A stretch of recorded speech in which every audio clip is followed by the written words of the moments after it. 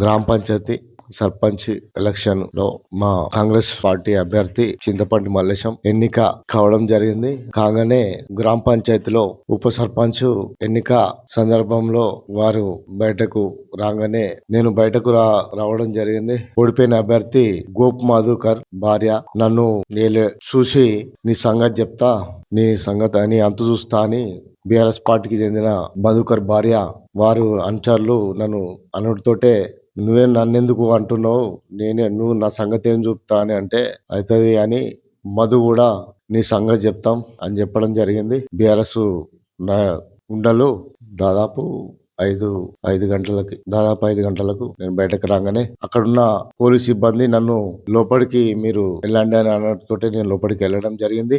జై తెలంగాణ నినాదాలు వెళ్ళడం జరిగినాక వారు వెళ్ళిపోగానే నన్ను వారు ఎలక్షన్ ఆర్ఓ సిబ్బంది మీరు బయట కూర్చోపండి సార్ అని చెప్పడంగానే బయట కూర్చుండడం జరిగింది. అయిపోగానే ఉప సర్పంచ్ ఎన్నిక అయిపోగానే మేము నాగేపల్లి గ్రామం దుబ్బరాయసుని దగ్గర పోయి ర్యాలీ అయిపోగానే ఉప సర్పంచ్ ఇంటికి పోయి మేము ఆడ ఉండగానే వాళ్ళ ఇంటికి పోవడం జరిగింది. శివ వాళ్ళు ఇద్దరు అన్నదమ్ములు ఆడ వచ్చి మాతోటి ఉండడం జరిగింది. అదేవిధంగా ఆడికి మాకు పోలింగ్ ఏజెంట్ జంగం నరేష్ వెమ్లాడ్లో ఉంటాడు.